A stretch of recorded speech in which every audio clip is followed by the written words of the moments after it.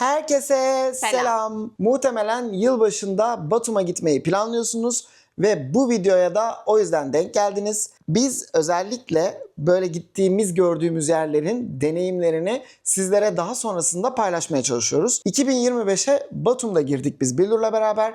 Onun videosu var. Hemen kartlara bırakıyorum. Oradan girip Batum videomuzu detaylı bir şekilde inceleyebilirsiniz, izleyebilirsiniz. Bu video içerisinde Batum'da A'dan Z'ye neler yaptığımızın hepsinin içeriği yer alıyor. Mutlaka izleyin ama şimdi siz gitmeyi düşünüyorsunuz.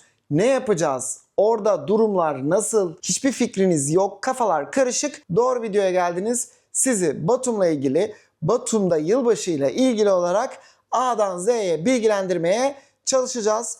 Billur soracak, ben cevaplayacağım. Sizlerden gelen sorular ve bizim muhtemel sizin sormanızı beklediğimiz sorularla derlemiş olduğumuz listemizle başlayacağız. Öncesinde kanalımıza abone olursanız ve bu videoyu beğenirseniz çok seviniriz. Çünkü bu ve buna benzer içerikler üretiyoruz. Mutlaka işinize bir yerden yarar diye düşünüyoruz. Haydi ilk sorumuzla başlayalım. Hangi tur firması tercih edilmeli? Neden ilk soru tur? Çünkü biz genellikle tur firmalarını tercih ediyoruz. Özellikle ekonomik olması açısından tercih edebiliyoruz. Bazen de işin yoğunluğundan dolayı son dakikalara kaldığımızda plan yapabilecek şansımız olmuyor. Şansımız olmadığı için de hızlı bir şekilde tur tercih ediyoruz. Çünkü önceden planlanmış bir program var. Gitmediğimiz bir yerse hızlı bir şekilde turumuzu, rezervasyonumuzu yaptırıyoruz. Firma bizi alıyor. Biz yata yata gidiyoruz. Yata yata geliyoruz. Rehber gezdiriyor. Elimizde kamera çekiyoruz.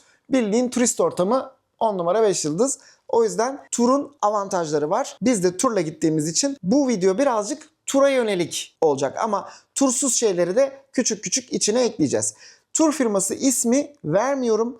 Çünkü birçok firma var. Her biri birbirine haksızlık olur ve reklama girer. Bu nedenle tur firması ismi sormayın ama TÜRSAP'a onaylı tanıdığınız, bildiğiniz, güvendiğiniz firmaları tercih edebilirsiniz. Açıklamalarına bakın. Kafanız yatıyorsa tercih edin. Tur seçerken nelere dikkat edilmeli? Öncelikli olarak siz ne yapmak istiyorsunuz? Mesela Batum'a mı gitmek istiyorsunuz? Tiflis'e mi gitmek istiyorsunuz? Hem Batum hem Tiflis mi istiyorsunuz? Biz Batum ağırlıklı bu videoyu çektik sizler için ama hem Batum hem Tiflis seçenekleri de var. Mesela bir gece Batum konaklama, 2 gece Tiflis konaklama gibi seçenekler de var.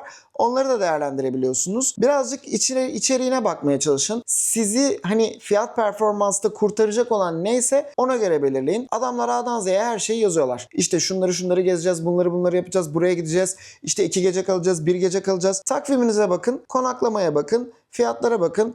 Atıyorum şöyle bir şey vardır. Hani araba alırken de derler ki üstüne 5 lira daha koy şu arabayı al gibi. Üstüne 1000 lira daha koy, 2000 lira daha koy. Şu turu tercih et gibi seçenekler olabiliyor. İyice bir araştırın. Batum turları, Batum'da işte yılbaşı programları gibi size hangisi uygunsa onu tercih edebilirsiniz. Otel, ulaşım, gala, şehir turu içeren paketler gerçekten avantajlı mı? Avantajlı olabiliyor. Başında da bahsettiğim gibi zaten turla gidiyorsanız önceden otellerle anlaşma yaptıkları için fiyatlar yarı yarıya düşmüş oluyor. Siz bireysel gittiğinizde muhtemelen çok daha fazla eğer arabayla giderseniz yorulacaksınız. Turla daha az yorulacaksınız ve her şey daha ucuza gelmiş olacak. Gala fiyatları bu 2026'ya girerken, bu arada 2027'de izliyor olabilirsiniz bu videoyu, 28-29'da izliyor olabilirsiniz bu videoyu. Güncel fiyatlara mutlaka bakın. Biz şu an 2026 yılbaşının fiyatlarını vererek sizlere detay vermeye çalışıyoruz. Kişi başı eğer galalı turları tercih ederseniz 2000 lira gibi bir fiyat farkı oluyor. Bu arada 2 gece otel konaklamalı Batum fiyatları da yaklaşık olarak 15.000 liradan 2026 için söylüyorum başlıyor. Yılbaşı için paket tur mu mantıklı yoksa bireysel tur mu? Bireysel turlar daha mantıklı aslında bakarsanız. Çünkü her yeri gezebilme şansına sahip olacaksınız. Birazcık turlar çünkü hızlıdır. Yani şurada durduk, burada indik, hemen işte serbest zamanımız 1 saattir dönmeniz lazım gibi böyle sizi sık boğaz edebiliyorlar. Gezmek istediğiniz önemli yerleri gezemiyorsunuz. Tur programının sizi götüreceği yerlere mecbur kalıyorsunuz ama ekonomik oluyor. Diğer taraftan da araçla kendiniz uzun yolları alırım ben diyorsanız, İstanbul'a göre söylüyorum, Trabzon'dan gidecekler için veya Rize'den Hopa'dan gidecekler için, Batum'a daha yakın olan şehirlerimizden gidecekler için fiyatlar tabii ki değişkendir ve yoruculuk da değişkendir. Aracınızla gidebilirsiniz. Hatta aracınızı Hopa'da bırakıp oradan minibüslerle de geçiş yapabilirsiniz Sarp sınır kapısından. Uçakla gidip indikten sonra içeride de bir şekilde gezebilirsiniz. Bunlar hani birazcık size kalmış seçenekler. O yüzden çok fazla Hani yol var, çok fazla rota var. Tur mu, bireysel mi derseniz her zaman bireysel ama turun da avantajları mutlaka var. Türkiye'den Batum'a geçerken vize, pasaport gerekiyor mu? Hayır, gerekmiyor. Ben cevapladım. Gerekmiyor, evet. Kimlik kartınızda geçebiliyorsunuz. Yeni kimlik kartı olması yeterli. Vizesiz kalış süresi ne kadar? Kaç gün kalabiliyoruz? Kimlik kartınızda girdiğinizde eğer bir değişiklik olmaz ise 90 güne kadar kalabiliyorsunuz. Yılbaşında Sarp sınır kapısı çok yoğun oluyor mu? Ortalama bekleme süresi ne kadar? Uçakla gidenler için herhangi bir problem yok. Havalimanlarından zaten sınırı geçiş yapabiliyorsunuz. Ama araçla gittiyseniz, Sarp sınır kapısına girdiyseniz giriş birazcık kolay. Hani girişte çok beklediğimizi söyleyemem. Ama çıkış öyle böyle değil. 11'de girdik, çıktığımızda saat 3 falandı. Yani yaklaşık olarak 3,5-4 saate varan sınır kapısında kuyruklar bekliyorsunuz ve bu kuyruk içeride değil. Büyük bir kısmı dışarıda. Uzun kuyruklar var. O yüzden eğer ki yılbaşını bitirdiyseniz ve 1 Ocak'ta dönüş yapıyorsanız erkenden sınır kapısına gidin ama turla gittiyseniz tur ne diyorsa onu yapacağınız için zaten ayvayı yediniz. Yani 11 gibi orada oluyor tur firmaları. Peş peşe otobüsler geliyor. Zaten o yüzden kalabalık oluyor. Otobüsler sürekli 45 kişilik otobüsler habire yolcu indirdiği için 150, 200, 250, 300, 500, 1000, 2000, 3000, 5000 artık kuyruk uzuyor gidiyor. Biz 11'de gittiğimiz için akşam 3-4 gibi çıkabildik. Siz daha geç giderseniz muhtemelen o kuyruğun gerisinde olacağınız için 5-6 saate varan sınır kapısı bekleyişleri özellikle dönüş yolunda sizi bekliyor olabilir. Gidişte ve dönüşte sınırda nelere dikkat etmek gerekiyor? Gidişte ve dönüşte sınırda dikkat etmeniz gereken şey öncelikle olarak kimlik kartınızın yanınızda olması. Mutlaka. Paranız olsun, pulunuz olsun, kimlik kartınız yanınızda olsun. Eğer bireysel gidiyorsanız nerelerden geçeceğim, neye bineceğim, ne yapacağım bu tür bilgilerle ilgili mutlaka elinizde veriler olsun. Çünkü sınırdan geçtikten sonra eğer ki bir sim kartı almadıysanız onunla ilgili sorular geliyor olacak. İnternetiniz vesaire bunların hepsi sizi riske sokuyor olabilir. O yüzden Türkiye'ye geçmeden önce Türkiye'deyken her şeyinizi kontrol edin. Eksiğiniz var mı ona bakın. Öyle geçişinizi yapın. Bir de her defasında sınıra girerken ilaç sokmak yasak deniyor. Yani evet ilaç bazı kullanmanız gereken şeyler olabiliyor veya içeride eczane bulamayabiliyorsunuz. Almanız gereken ilaçlar olabiliyor. Siz yine de ne olur ne olmaz doktorunuzun önerdiği reçeteyi de yanınızda götürün. Reçetenizi göstererek geçin. Eğer ilaçla ilgili bir sıkıntı yaşamak isteyemiyorsanız. Ama bunun dışında mesela kesici delici aletlerle vesairelerle girmemeye çalışın. Sınır kapısından geçerken nelere dikkat edilmelidir diye sorun. Özellikle bizim söylemeyi unuttuğumuz ama sizin yanınızda olabilecek bir şey vardır ve yasaktır. Buna dikkat ederek girin çünkü bazı ülkeler kabul etmiyor ve el koyabiliyor. Sınırda sıkıntı yaşamamak adına X-ray'lerden geçerken problem yaşamamak adına yanınızda mutlaka geçilmesi yasak olan eşyalarla geçmemeye gayret edin. Batum otobüs yolculuğu ne kadar sürüyor? Gerçekten yorucu mu? Nereden yola çıktığınıza bağlı olarak değişir. İstanbul'u merkez kabul edersek kendimiz çünkü o şekilde gidiyoruz. 24 saate varan bir yolculuk olabiliyor ama Trabzon'dan giderseniz daha kısa olacaktır tabii ki. Otobüsle gitmek mi, uçakla gitmek mi daha mantıklı ve konforlu? Tabii ki de uçakla gitmek Tabii ki daha uçak mantıklı. ama ekonomik olarak düşünürseniz otobüs. Yani otobüslü turlar daha ucuza geliyor. Ha bu arada şöyle bir şey de var. Mesela otobüslü bir tur aldınız. Açıklamalarına mutlaka bakın. Hepsinde vardır diye söylemiyorum. Bazıları örneğin İstanbul'dan kalktı. Trabzon'a kadar ekspres gidiyor.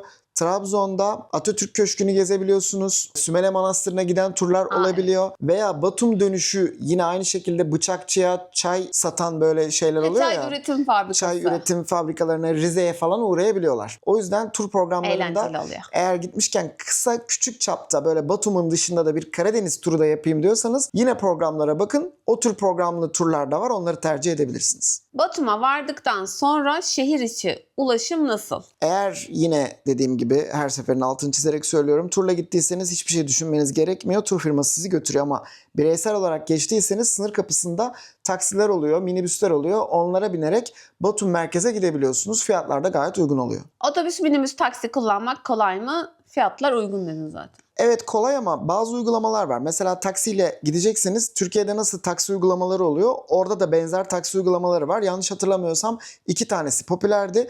Bu 2 uygulamadan birini önceden araştırıp telefonunuza kurduğunuzda taksiyi çağırıyorsunuz. Zaten kaç dakikada size geleceğini falan görebiliyorsunuz. İşte diyor ki 1 saat sonra gelecek, yarım saat sonra gelecek. İşte civarda taksiler var 7 dakika sonra gelecek. Tercih edeyim vesaire diyerek onları tercih edebiliyorsunuz ama Biz yaptık, gelmedi. gelmedi. Yani 10 dakika diyor, gelmiyor. Siz diyorsunuz 10 dakika hemen beklerim ben burada, 2 dakikada taksici gelir. Taksici oyalanıyor, gelmiyor yani. Hani Türkiye'deki gibi dakik olmayabiliyor.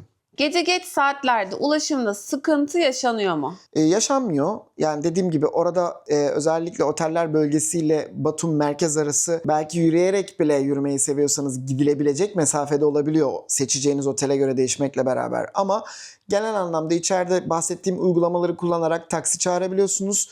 Minibüsler olabiliyor. Onları tercih edebiliyorsunuz. Sorun olmuyor. Geç saatlere kadar ulaşım oluyor. Tur firmasıyla gittiğinizde tur firmaları da size diyor ki biz sizi şurada bekliyoruz. İşte ring atacağız. Örneğin gece 12'yi geçti. 12.30'da, saat 1'de, 1.30'da ringler yapıyor tur firması oteller bölgesine. Onlarla gidebiliyorsunuz. Hatta birbirleriyle entegrasyon sağlayabiliyorlar.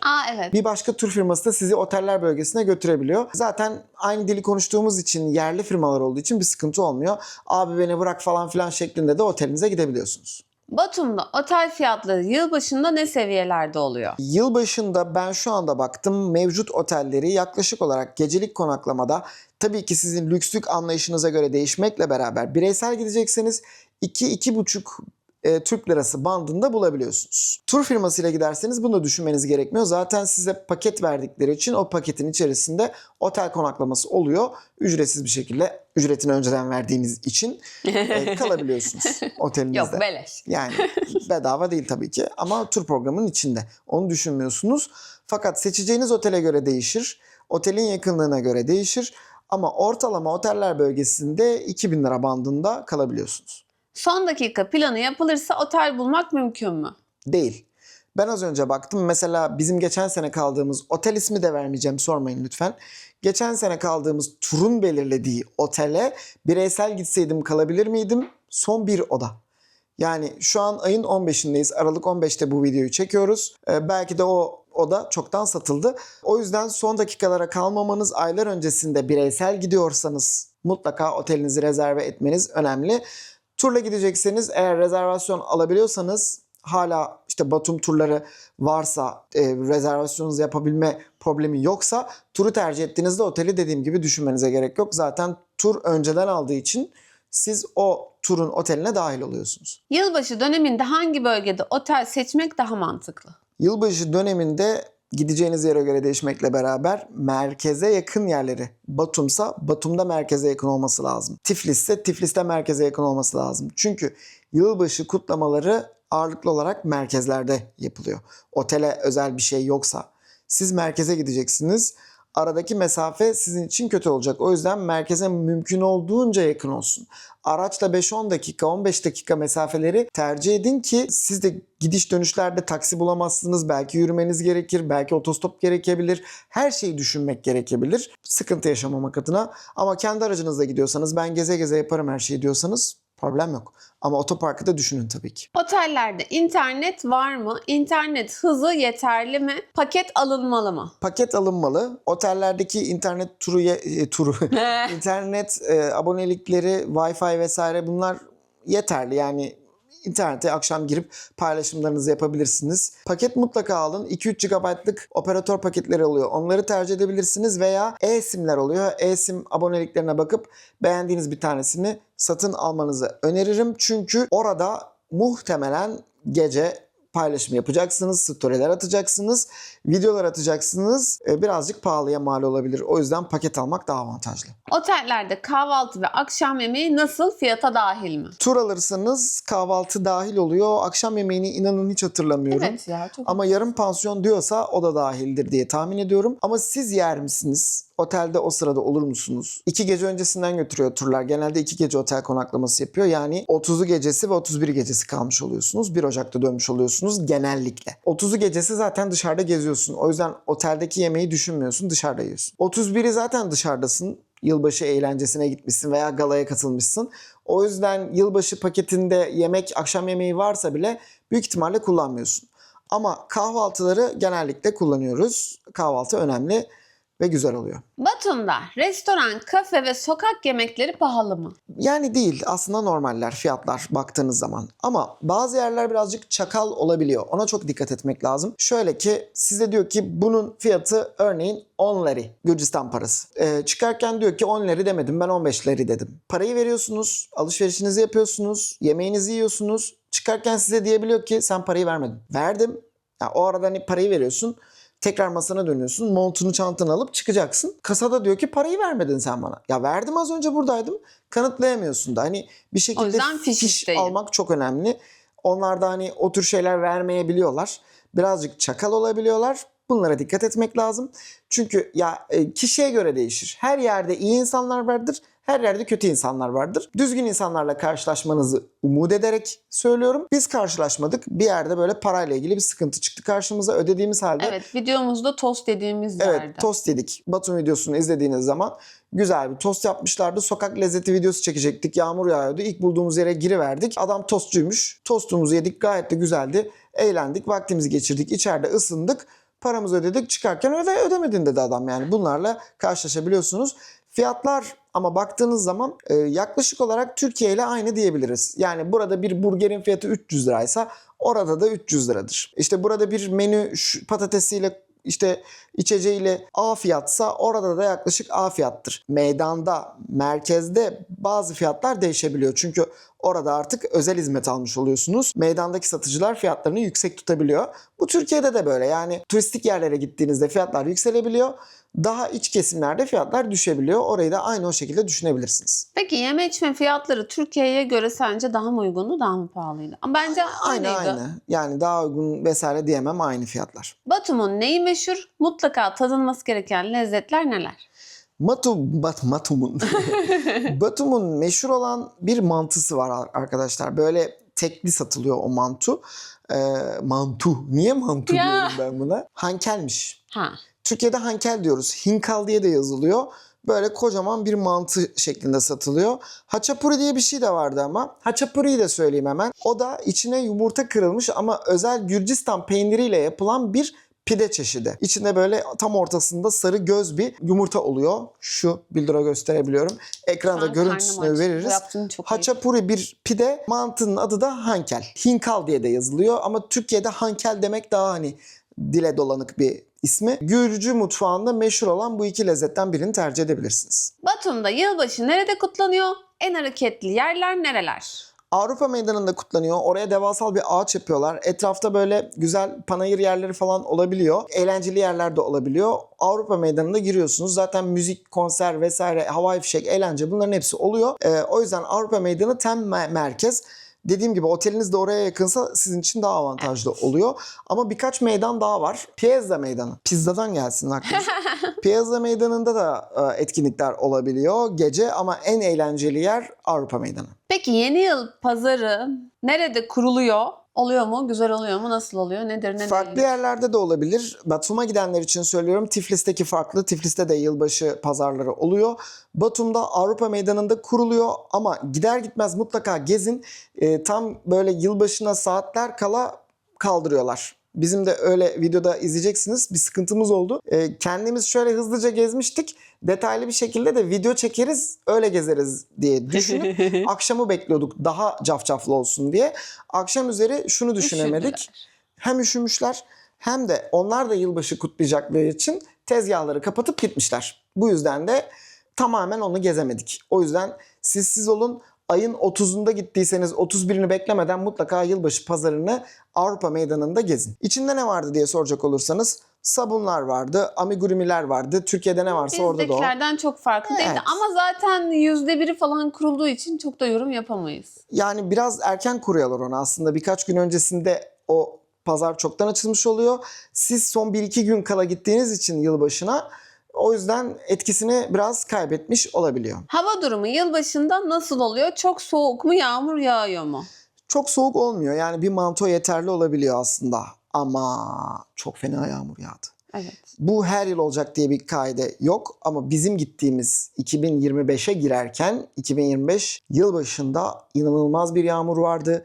Videomuzda da göreceksiniz. Tam olarak 12 saat boyunca elimizde o şemsiyeyle gezdik. 30-35 bin adım attık ve elimizde o Şemsiye şemsiye. kası yaptık. Yani şöyle durmaktan illallah dedik. Elimizde de kamera, böyle gezmeye çalışıyoruz. Bayağı sıkıntılıydı bizim için.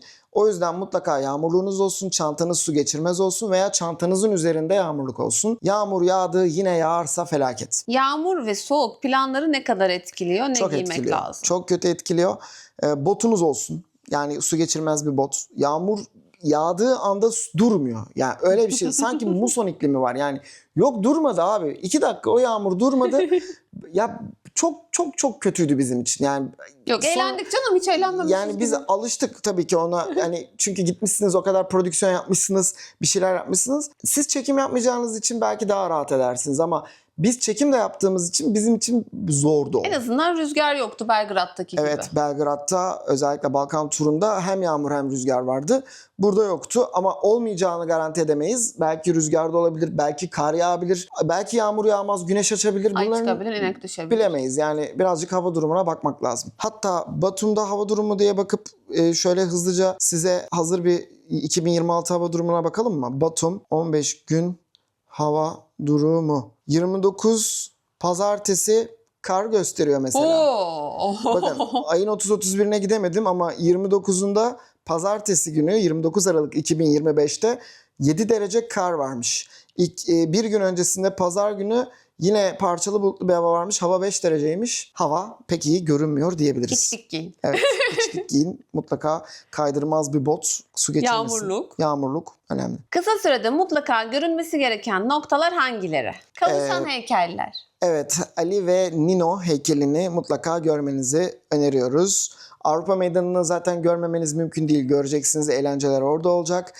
Piazza, ismini söyleyemiyorum. Piazza olması lazım. Piazza Meydanı'na gidebilirsiniz. Orada böyle bir guguklu bir mekanizma var. Saat başı açılıyor. İçinden işte çıkıyorlar. Eğlenceli bir şeyler oluyor. Ama gece 12'de bir şey olmuyormuş. Biz özellikle gece 12'de daha eğlenceli olur diye bekledik. Bir şey çıkmadı içinden. Orada tarihi bazı şeyler de var ama tarihi olmayan, tarihiymiş gibi koydukları şeyler de var. Yunan mitolojisine çok önem veriyorlar. Orada Medea heykeli, Poseidon heykeli falan var. Onları görebilirsiniz. Onları ziyaret edebilirsiniz. Kiliseler var. Onları ziyaret edebilirsiniz. Görüp gezebilirsiniz. Neydi o kulenin adı? Bir tane kule var. Alfabe Kulesi. Evet. Alfabe Kulesi'ni görebilirsiniz. Bunların hepsi aynı yerde zaten. Birbirine yürüme mesafesinde. Alfabe Kulesi'ne tırmanabilirsiniz. Çıkabilirsiniz. Çıkarsanız da ücret almıyorlarmış içeriye girerken. Dışarıyı izleyebilirsiniz. Tekne turu yapabilirsiniz. Orada tekne turları var ama gerek yok, zaten gözle gördüğünüzü tekneyle denizin içinden göreceksiniz. Çok da önemli bir şey değil. Türk mahallesini ziyaret edebilirsiniz. Nedenini bilmediğim şekilde Türk mahallesinde masaj salonları var. Oo, milyon tane. Bir sürü böyle uzak doğulular da var orada. Türk mahallesinde sanki uzak doğuya gitmişsiniz gibi. Fiyat sorduk. Ufa gören masum köylü gibi davrandılar bize de. Biz anlamadık. Yani orada değişik bir şey. Ama Türk mahallesinde ne işi vardı onların bilmiyoruz. Türk mahallesinde de normal çorbalar var, kebaplar var. Hani ben dışarıda bir şey yemek istemiyorum, damak tadımın dışına çıkmak istemiyorum derseniz, evet, orada Türkler var. Türklerin bildiğimiz tanıdık mutfağından yemek yiyebilirsiniz. Ama fiyatlar bir tık yüksekti. Gitmişken masaj da yaptırabilirsiniz. Alışveriş merkezleri var mı? Var. Hatırlamıyorum. Var. Alışveriş merkezleri var. Oteller bölgesiyle merkeze yakın bir lokasyonda, ikisinin ortasında kalıyor. Gezebilirsiniz, alışveriş yapabilirsiniz. Türkiye'dekine benzer diyebilirim ama bazı mağazalar çok enteresan olabiliyor. Hatta bir tanesini gezdik. Videomuzda yine göreceksiniz. İçeride böyle süs, hediyelik eşyalar falan olabiliyor. AVM'nin içerisinde bazı yerlerde fiyatlar yüksekti. Onu da belirtelim. Yani bir çay takımından beklentiniz, bir fincandan beklentiniz kaç paradır sizin? Hayaller orada çok yüksek. O yüzden işte bazı şeyler, dediğim gibi, turistik olunca fiyatlar yükselebiliyor. Türkiye'ye kıyasla uygun mu, pahalı mı? Aynı gibiydi. Burada da pahalı. Yani seçeceğiniz markaya göre, gideceğiniz yere göre değişiyor. Şimdi öyle bir mağazaya giriyorsunuz ki yüksek konumlandırmış fiyatları yüksek olabiliyor. Bazı yere de gidiyorsunuz, fiyatlar ucuz olabiliyor. Mesela tuvalet fiyatları yüksek. Türkiye ile Türk lirasıyla çarptığınız zaman yüksek geliyor. Türkiye'de ne kadar tuvalet? 10 lira. 5 lira, 10 lira değil mi? Yani İç kesimlerde 5 lira ama gittiğiniz zaman normal bir yerde 10 lira. Daha da yükselirse 15 liraya kadar çıkabiliyor. Ama Türk parasından baktığınız zaman orada 50 liraya, 100 liraya, 150 liraya tuvalete girme Evet. durumu söz konusu olabiliyor. Türk lirasına çevirince ama onların fiyatıyla biraz daha uygun oluyor. Elektronik eşya almak mantıklı mı, ucuz mu? Şimdi millet telefon almaya gidiyor. Telefonu oradan aldığınızda Türkiye'de bunu kaydettirmek gerekiyor biliyorsunuz. Pasaportunuza bunun fiyatlarına bakmak lazım. O yüzden gerçekten evdeki hesap çarşıya uyuyor mu? Astarını geçiyor mu? Buna bir bakın. Ona göre karar verin. Çünkü Türkiye'de bunu işletirken daha pahalıya gelebilir. O zaman Türkiye'den almak daha mantıklı olabilir. Telefon için söylüyorum. Bunun dışında elektronik eşyalara baktığınızda sizin neye ihtiyacınız var? Yani Türkiye'de de marka fiyat değişiyor. Öncesinde tamamen ben bunu almak istiyorum. Türkiye fiyatları bu diye bakarak gidin. Hoparlörler var, oyun konsolları var, çeşit şeyler var. Oyun konsolları birazcık indirime girebiliyor. Yani sınırdan geçerken vergi düşürtebiliyorsunuz. O yüzden mantıklı olabiliyor. Ama yani bu birkaç bin lira için değer mi? Türkiye'de de bunu ucuza bulmak mümkün mü? Ortalama fiyatı bulabilmek önemli. O yüzden gidip de bir şey alacağım diye çok da zorlamamak lazım. Biz gittik elektronik eşya satan küçük bir yer bulduk. Öyle Türkiye'deki gibi, İstanbul'daki gibi çok büyük elektronik mağazaları yok. İşte kendi çapında ufak tefek mağazalar var. Şöyle bir dolandık baktık. Ya dedik yani Türkiye'deki fiyatlardan çok farklı değil. Bakıyoruz ürüne, Türkiye ile kıyaslıyoruz, karşılaştırıyoruz telefonla. Yani işte. Bir de sınırdan geçerken çok fazla işte hani o düşürtüyorsun ya vergi, sıra beklediler. Evet, vergi indiriminde bir sıra oluyor ama turla gittiyseniz zaten otobüs onların dönmesini bekliyor. Ali geldi mi, Veli geldi mi, Osman geldi mi, Mehmet geldi mi, Ayşe geldi mi? Hayır. Evet. Sınırda vergi indiriyor. Otobüste bekliyor ki onlar vergi indirimini yapsın gelsin diye. Biz sıkıntıdan baklava yemiştik Biz mesela. evet erkenden herhangi bir elektronik eşya almadık. O yüzden vergi indirimi düşürme gibi bir problemimiz olmadı. Otobüse erkenden geçtik. 2 saatte onların dönmesini bekledik. Saat farkı var mı? Saat dilimi nasıl? 1 saat erken giriyorsunuz yılbaşına. Ben şöyle bir fantezi geliştirmiştim. Batum'da girelim, hızlı bir şekilde Sarp sınır kapısından geçip Hopa'da bir daha girelim yılbaşına. Bir gecede 2 kez yılbaşına girebilirsiniz. Öyle bir şey fanteziniz varsa. Türkiye saatiyle 12'de girerken orada 11'de girmiş gibi oluyorsunuz. 1 saat erken girmiş oluyorsunuz. Döviz nerede bozdurulmalı? Sınırda mı, şehir içinde mi daha mantıklı? Sınırdaki fiyatlar bir tık daha yüksek diyebiliriz ve birkaç tane döviz bürosu oluyor. Aslında turla gittiğinizi farz edersek tur otobüsü sizi çok beklemiyor. Hemen buradan bozdurabilirsiniz diyor ve bozdurabilirsiniz dediği yerde fiyatlar yüksek olabiliyor. 10 adım geride 10 adım ileride biraz daha ucuzlarını bulabilmek mümkün olabiliyor. Merkezde de bozdurabilirsiniz. Sınırdan geçtikten sonra para size hemen mi lazım olacak? Sonradan lazım olacak. Bu birazcık arada kalan bir şey. Çünkü düşünün turla gittiniz. Bozdurun dedi. Ben daha ucuzunu bulur bozdururum dediniz, bozdurmadınız. Tur sizi otele kadar götürdü. İşte bir serbest zaman verdi, yerleştiniz vesaire. O arada markete gittiniz. Orada döviz bürosu yok. Ayvayı yediniz. Kredi kartıyla alışveriş yapabilirsiniz. Yani böyle bir imkanınız var. Her yerde geçmemekle beraber çünkü bazı yerler kredi kartı kabul etmiyor, nakit kabul ediyor. Kredi kartı geçen yerlerde dövize ihtiyacınız olmuyor. Direkt kredi kartınızla o işi halledebiliyorsunuz. Yılbaşında Batum'a gidecek olanlara en önemli tavsiyemiz ne olur? Hava durumuna uygun kıyafet götürmeniz olur. Çünkü dışarıda geçirecekseniz eğer o Avrupa meydanındaki bütün şatafatın içerisinde ben yılbaşına gireceğim diyorsanız hava durumu en büyük artık düşmeniz gereken konu haline geliyor. Çünkü üşüyeceksiniz, saatleriniz dışarıda geçecek vesaire böyle bir problem yaşıyor olabilirsiniz. Siz yine de pasaportunuz varsa yanınıza alın. Pasaport bulunsun. Kimlik kartınızı kaybetmeyin. Adaptörünüzü, şarj cihazınızı mutlaka yanınızda bulundurun. Orada belki bulamayabilirsiniz. O yüzden çantanızı hazırlarken yanınızda bulundurulması gereken önemli şeyler var. Bunlara dikkat edin. Otobüste gidiyorsanız kafa yastığı vesaire almanızı öneririz. Rahat kıyafetler giyin, kat giyin. Bunlara önem verebilirsiniz. İlaç reçetesiz orada öyle eczaneye gittim ilaç alayım olmuyor. Yanınızda götürün ama mutlaka doktor onaylı ilaçlarınız olsun. Sorarlarsa gösterebilirsiniz. Ben doktordan onaylı bu reçeteli ilaçlara sahibim diyebilmeniz lazım. Yoksa ilaçları kabul etmeyebilirler. Orada eczane bulamayabilirsiniz. Bunları da kafanızda. Çünkü bir sürü şey yiyeceksiniz. Karışabilir. Mideyi bozabilirsiniz. Bağırsaklarınızı bozabilirsiniz. Bu tür şeyler olası durumlar. Genellikle alışkanlıklarınızın dışına gidip de farklı mutfaklarla deneyimler yaşadığınızda bunlar başınıza gelebiliyor. Dikkat etmeniz gerekebiliyor. Keşke şunu bilseydik dediğin şeyler neler? Mesela biz 2025'e girerken 7,5-8,5 lira bandında 2 kişi 2 gece otel konaklamalı kahvaltısı yemeği vesairesi dahil bir tur almıştık. Evet. çok cazipti. Ya, almayanı dövüyorlar dediğimiz bir turdu. Ve otobüs de İstanbul'dan aldı. 24 saatte gittik. Trabzon'da gezdirdi. Bıçak fabrikalarını, çay fabrikalarını gezdik. İşte biraz eğlenceli bir turdu. Ama 24 saat git, 24 saat gel gerçekten yorucuydu bizim için. Çok. O yüzden uçaklı turlar tercih edilebilir. Trabzon aktarmalı olabilir. Zaten yakın bir yerden gidiyorsanız Trabzon'dan, Hopa'dan veya daha yakın farklı konumlardan bir yerlerden gidebilir. Hopa'dan daha yakını yok. Gidiyorsanız avantajlı olabilir. Uçakla gidebiliyorsanız mutlaka uçağı tercih edin. Ekonomiyi düşünmek istemiyorum kardeşim, ben param var, pulum var, ben uçakla giderim diyorsanız uçaklı turlarla Batum'da inin, onları tercih edin. Veya bireysel gidecekseniz de yine aynı şekilde uçağı tercih edebilirsiniz. Bireyselde tabii ki otelinizi, rezervasyonunuzu, hangisine bineceğim, hangisinde ineceğim, hangi araçları kullanmalıyım, bunları bilmeniz lazım. Bireysel turların avantajı biraz özgürsünüz ama her şeyi sizin önceden organize etmeniz gerekiyor. Paket programların, turların avantajı özgür değilsiniz. Onların gezdirdiği programla gitmek zorundasınız ama son dakika gitmeniz gerektiğinde bu yurt içi turlarda da bu şekilde hızlı bir şekilde anında bir tanesini satın alıyorsunuz ve rahatlıkla gidebiliyorsunuz. Biz bu yıl Batum'a gidecek miyiz? Gitmeyeceğiz. Farklı bir yere gidiyoruz. Ama ve lakin Batum'a gidecek olsaydık fiyat neydi? 16.000 lira bandında 2 gece otel konaklamalı. Üzerine kişi başı 2.000 lira daha eklerseniz 16, 17, 18, 19, 20. Yani bir gece Batum, 2 gece Tiflis konaklamalı 2 kişinin paket tur programı da 20.000 lira bandında 2026'ya girerken.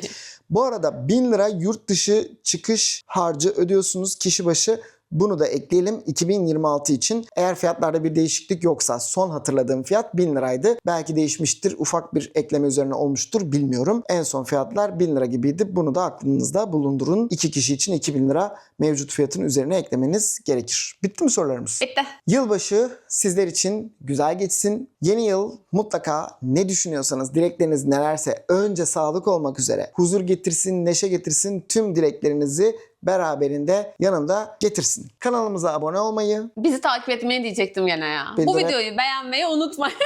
Bildur farklı sosyal medya kanallarında kalıyor. Bu videoyu beğenmeyi unutmayın. Bu ve buna benzer içerikler bol miktarda üretiyoruz. Sizlerin işine yarayabilecek ipuçları vermeye çalışıyoruz. Diğer videolarımızla ilgili de birazdan görmüş olduğunuz kartlara tıklayabilirsiniz ve onları da gezip ne yapmışız, nereye gitmişiz, ne olmuş, ne bitmiş. Mesela Balkan turu var. Yılbaşında Batum'a gittik. Videosunu izlemediyseniz onu da bırakıyorum kartlara. Onları izleyerek sizler de diğer videolarımız hakkında bilgi sahibi olabilirsiniz. Hoşça kalın. Kendinize iyi bakın. Bay bay. Mutlu bir yılbaşı diliyoruz sizlere.